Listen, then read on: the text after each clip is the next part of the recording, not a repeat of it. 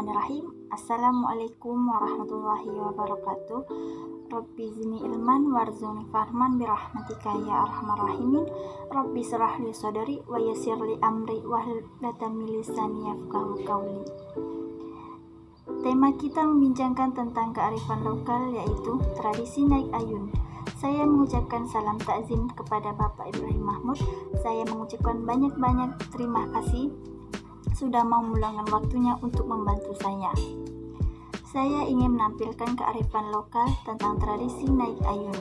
Latar belakang dari naik ayun tersendiri adalah naik ayun atau yang lebih sering dikenal dan disebut dengan naik tojang, merupakan salah satu rangkaian kelahiran seorang bayi. Masyarakat Bugis Desa Wajogilir memiliki adat istiadat dinamakan naik tojang. Naik tojang berasal dari bahasa Bugis. Naik artinya menaiki atau menempati, sedangkan tojang artinya ayunan atau alat untuk berayun.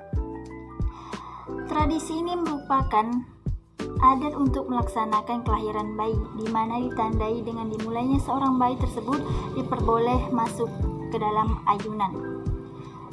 Asal muasal naik ayun merupakan bentuk hasil warisan budaya nenek moyang kita yang dilakukan secara turun-temurun.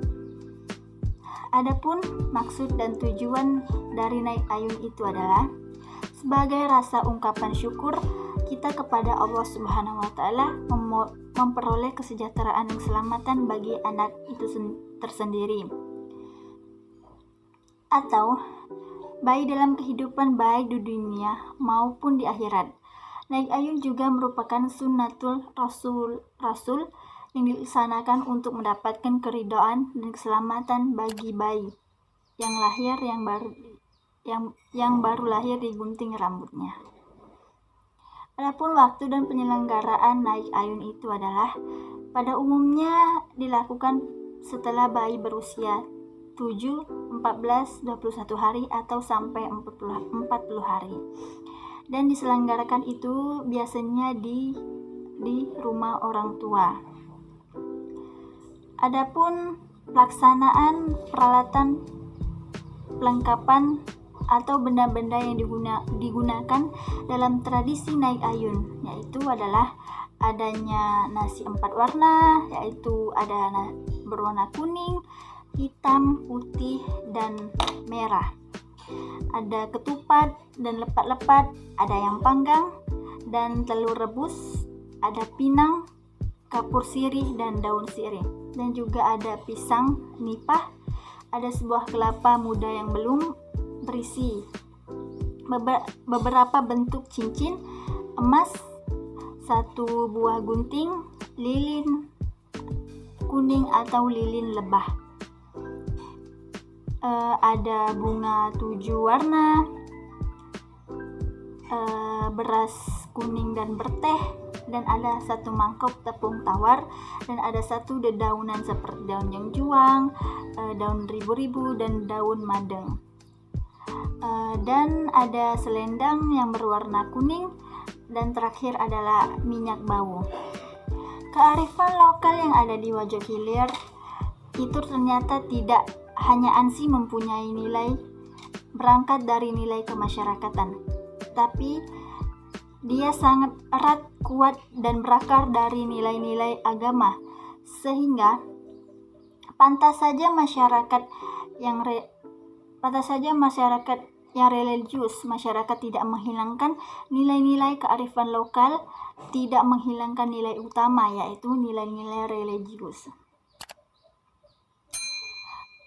Saya ingin mengatakan bahwa ada apa dengan tradisi naik ayun ini yang ada di Wajogilir ini. Ketika saya melakukan penelitian di Wajogilir, baik dari segi unsur dalam memaknai naik ayun, unsur-unsur makna yang terdapat dan yang terkandung dari beberapa simbol-simbol persiapan dan perlengkapan tradisi dari naik ayun itu adalah lilin kuning atau lilin lebah itu bermakna sebagai agar anak nantinya mempunyai mempunyai perangai yang halus dan manis. Budi bahasanya senantiasa terang hatinya dalam mengikuti pendidikan berbudi pekerti yang berlandaskan iman dan takwa. Dan ada juga 7 macam bunga yang melambangkan kepada anak agar namanya harum sampai 7 keturunan.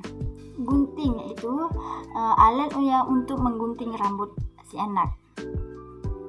Dan juga ada kelapa gading, bermakna harapan bahwa nanti anak tersebut dapat berguna dan memberikan manfaat dalam kehidupan, sebagaimana pohon kelapa yang mempunyai 1000 kegunaan dan manfaat. Dan ada pun juga beras kuning dan berteh, bermakna sebagai permohonan keselamatan kepada Allah Subhanahu wa Ta'ala agar kelak jauh dari rintangan dan halangan, memohon dengan Allah agar dilindungi dari perbuatan jahat dari orang. Adapun tepung tawar. Tepung tawar bermakna untuk menghapuskan atau membuang segala penyakit, melambangkan mencurahkan rasa kegembiraan dan sebagai rasa syukur atas keberhasilan hajat acara atau niat yang telah dilaksanakan. Memohon keselamatan di dalam kehidupan bayi dan terhindar dari segala bahaya. Dan ada juga 1 ikatan dedaunan yang bermakna seorang putra atau putri yang menginjak dewasa akan membuktikan tawakal dalam menghadapi cobaan dengan tekad yang kuat, melambangkan kemakmuran dalam hidupnya sang anak, banyak rezeki dan kehidupannya terhindar dari bahaya. Dan ada pula perhiasan cincin yang melambangkan sebagai pengikat hubungan kasih sayang antara anak dan orang tuanya. Dan ada pula kain kuning yang melambangkan ikatan keturunan yang tidak ada putus-putusnya. Dan ada juga pokok telur bermakna sebagai agar kemudian hidupnya dimurahkan rezekinya dengan yang maha kuasa. Dan terakhir ada juga minyak bau yang bermakna agar terhindar dari perbuatan jahat atau gangguan setan. Dan ada juga proses-proses terjadinya tradisi naik ayun tersendiri, itu adalah upacara tradisi naik tojang harus dilakukan dengan menyediakan syarat kelengkapan upacara adat. Setelah semua perlengkapan siap, barulah selanjutnya mempersiapkan para tamu yang hadir untuk membacakan bersanji dan serakal. Kemudian dilanjutkan dengan prosesi gunting rambut. Prosesi yang pertama dengan pemasangan lambang pada tempat ayun berupa contengan kapur sirih. Adapun tempat-tempat yang dipasang antara lain di atas ayunan digantung dan diberi beberapa perlengkapan, terdiri dari beberapa buah ketupat dan lepat, pisang nipah, dan dicontengkan kapur pada telapak kaki anak dan ibunya. Di dalam ayunan diletakkan lesung batu, kain berwarna kuning. Di bawah ayunan diberi sapu lidi. Selanjutnya, proses yang kedua, sebelum memasukkan bayi ke dalam ayunan, didahului dengan memasukkan seekor kucing dan lesung batu ke dalam ayunan. Kemudian, barang-barang yang ada di dalam ayunan dikeluarkan dan dibersihkan dahulu. Barulah bayi dimasukkan oleh dukun ke dalam ayunan tersebut. Untuk ditidurkan. Untuk ayunan bayi sendiri berupa kain kuning yang ditali ayunan pada sambungan tali dengan kain. Proses selanjutnya, sebelum upacara dimulai, buah kelapa mudah diukir berbentuk bintang terlebih dahulu dan dibuka bagian atasnya. Airnya dibiarkan dengan keadaan utuh dan diisi dengan 7 jenis bunga. Pada bagian bawah kelapa dipotong mendatar agar dengan mudah meletakkan di dalam talam atau ceper. Talam yang berisi kelapa ini letakkan bersama dengan gunting kecil, minyak bau, tepung tawar, berteh dan beras kuning, dan 1 batang lilin kuning yang dinyalakan. Anak yang akan dipotong rambutnya diberi pakaian yang bagus, umumnya yang berwarna kuning.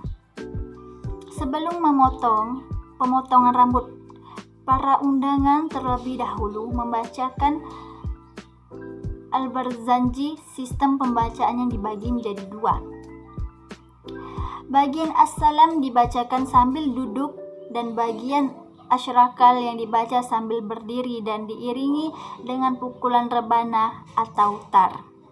Ketika pembacaan asyrakal, semua tamu undangan berdiri, dan ketika itu pula dimulai pemotongan dilakukan sambil berdiri. Anak yang akan dipotong rambutnya digendong oleh orang tuanya sendiri dan diikuti oleh pembawa perlengkapan barang-barang yang akan dipakai untuk menggunting rambut si anak. Pada umumnya, masyarakat berhilir bagi yang menggunting rambut pada anak bayi tersebut dilakukan oleh 7 orang laki-laki dan 7 orang perempuan.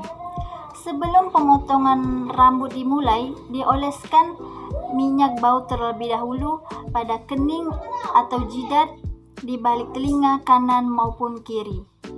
Kemudian menepaskan tepung tawar di kepala anak bayi. Selanjutnya memotong rambut si anak. Potongan rambut tersebut dimasukkan ke dalam kelapa yang ada airnya itu. Dilanjutkan dengan menaburkan berteh atau beras kuning di badan tubuh si anak.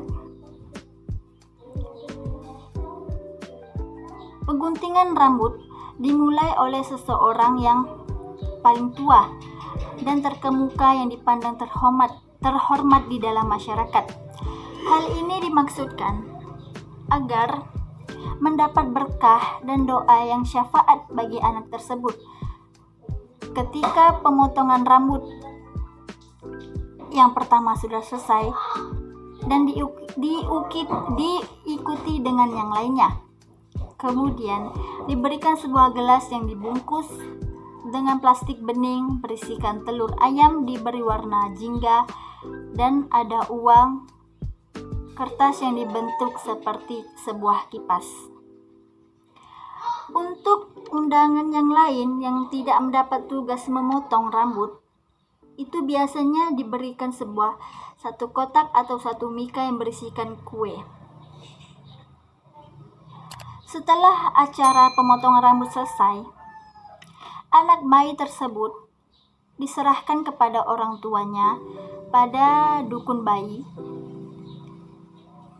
Kedua orang tua dan berkumpul memohon dan berdoa kepada Allah Subhanahu wa taala untuk keselamatan keluarga anak yang dipotong rambutnya tersebut. Adapun nilai-nilai yang terdapat di dalam tradisi naik ayun yang dapat membentuk nilai-nilai religius itu adalah salah satu nilai-nilai yang terdapat dalam tradisi naik ayun yaitu salah satu unsur budaya yang masih tetap dilaksanakan dan dihayati karena mengandung nilai-nilai yang sakral dan bermakna wujud rasa syukur kita kepada Allah Subhanahu wa taala untuk keselamatan dan kesejahteraan bagi keluarga maupun masyarakat. Tradisi naik ayun dapat membentuk nilai-nilai religius seperti mempererat tali silaturahmi dengan saudara kita dan masyarakat yang ada di sekitar kita, di mana Islam mengajarkan kita untuk saling mempererat silaturahmi sesama muslim dan dapat terjaganya rasa solidaritas di dalam kehidupan. Dan ada juga nilai kehormatan di mana dalam tradisi naik ayun menggunting rambut mendahulukan orang tua terlebih dahulu.